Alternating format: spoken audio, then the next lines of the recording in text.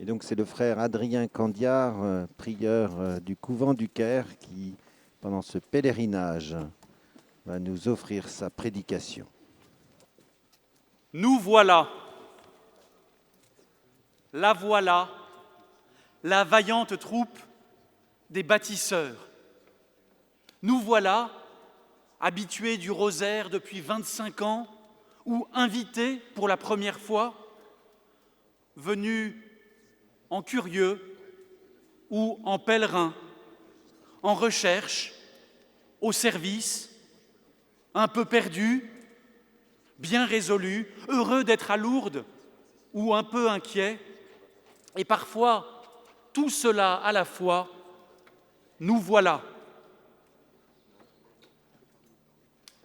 Nous voilà, venant de loin, venant de près, à pied ou en fauteuil, nous voilà tous si différents, parce que nous avons entendu cet appel, le même appel, venez bâtir l'Église.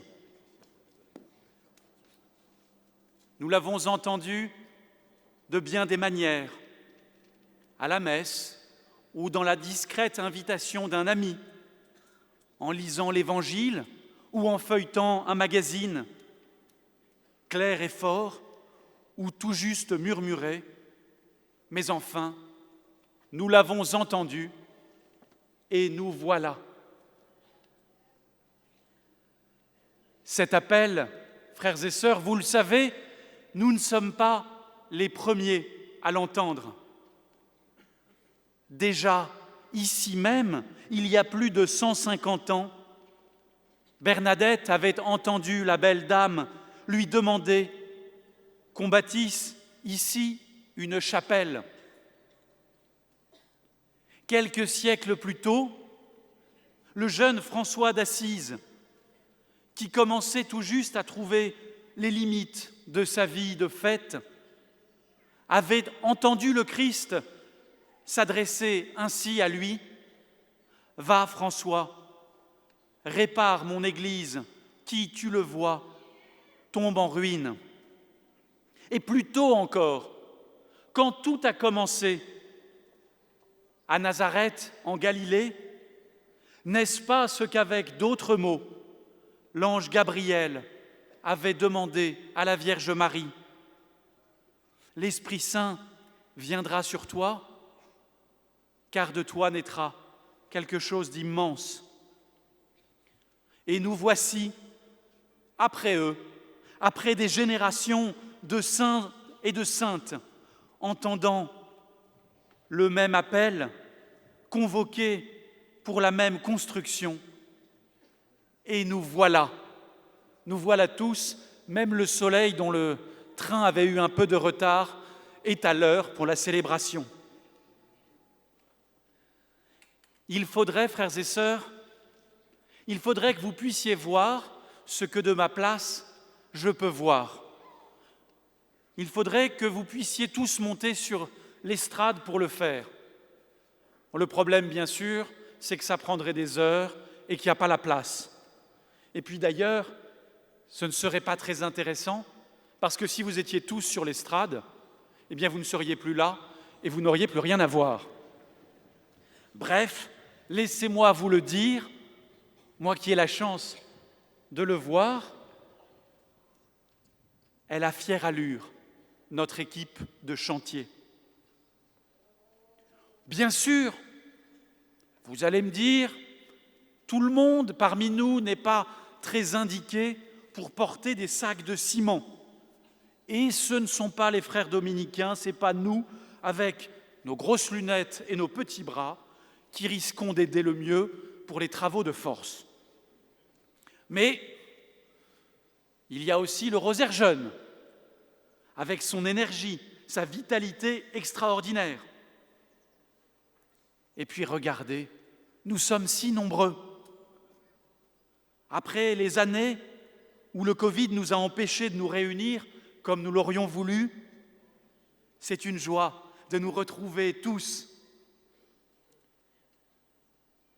Et sur le nombre que nous sommes, il y a certainement parmi nous bien des pèlerins avec une expérience de maçon, d'architecte, de technicien, tout ce qui est nécessaire pour bâtir une église.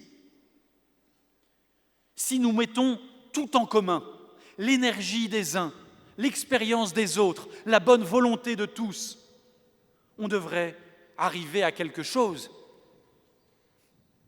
Alors vous souriez bien sûr parce que vous savez que cet appel de Dieu, nous n'allons pas y répondre en lançant un chantier de construction. Nous le savons, nous, mais François d'Assise, lui, l'avait cru d'abord. Quand le Christ lui avait dit « Répare mon Église qui tombe en ruine », il s'était aussitôt, la truelle à la main, mis à retaper les murs et les toits branlants de la petite chapelle de San Damiano, avant de comprendre qu'il était appelé à quelque chose de bien plus grand que la restauration d'une église de campagne. Sans doute Bernadette, elle, l'a-t-elle saisie tout de suite, elle qui n'aurait pas eu la force de construire grand-chose. Oh bien sûr, la chapelle demandée par la Vierge, on l'a construite. On l'a construite, si on peut appeler une chapelle cette église grandiose qui est là devant vous. Mais Bernadette a donné à Lourdes bien plus qu'un édifice de pierre. Quant à Marie, dans sa petite chambre de Nazareth, elle a très vite compris que cette histoire de maison de Jacob dont lui parlait l'ange, ce n'était pas une affaire de poutres et de briques, mais que ce qu'il fallait construire, c'était l'Église, qui n'est pas autre chose que la volonté de Dieu de sauver tous les hommes. Alors nous voilà peut-être rassurés.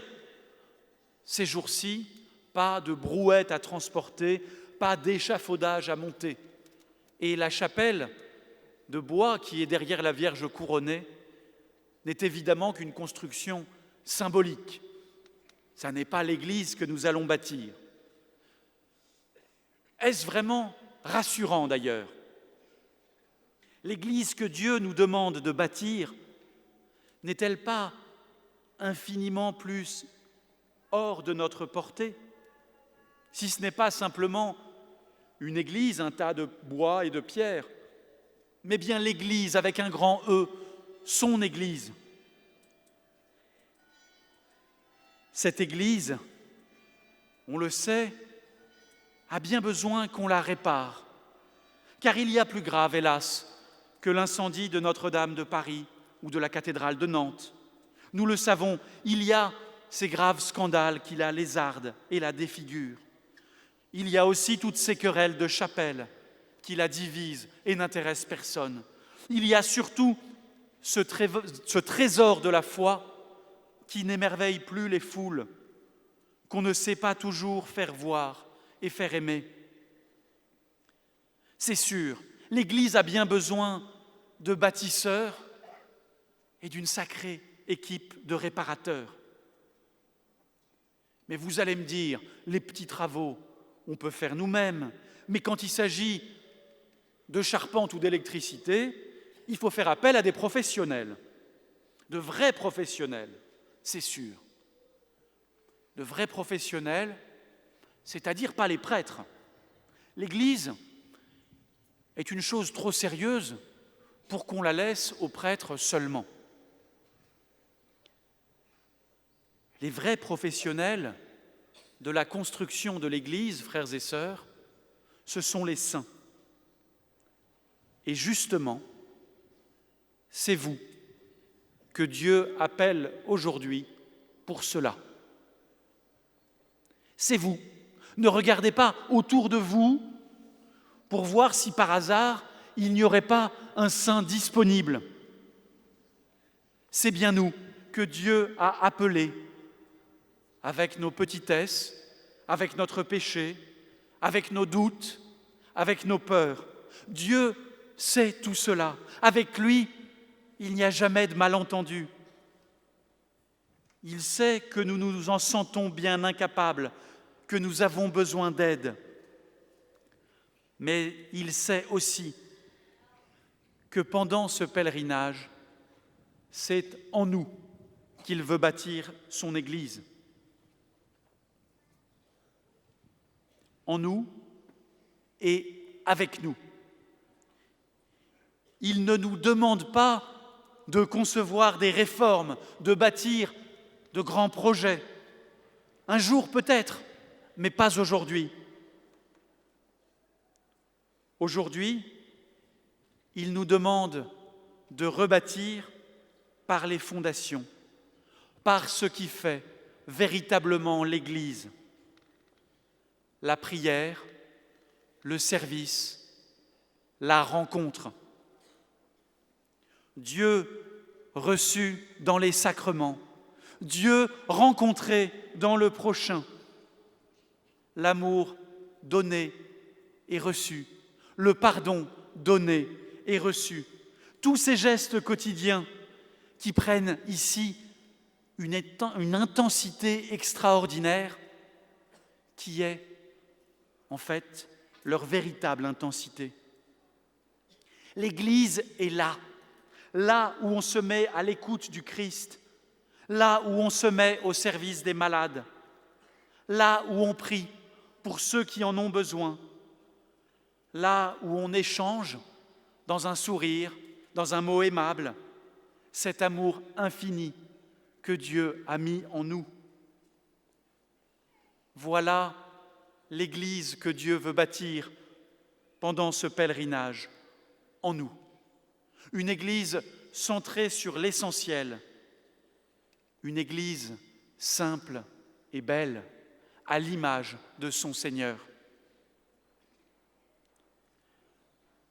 Et pour la bâtir, Dieu n'a besoin que d'une chose, que nous soyons là, que nous soyons vraiment là, avec tout ce que nous sommes, avec ce qui nous rapproche de Dieu et ce qui nous en éloigne, avec aussi ceux qui nous sont chers et que nous avons emmenés avec nous à Lourdes, bien au chaud dans notre cœur.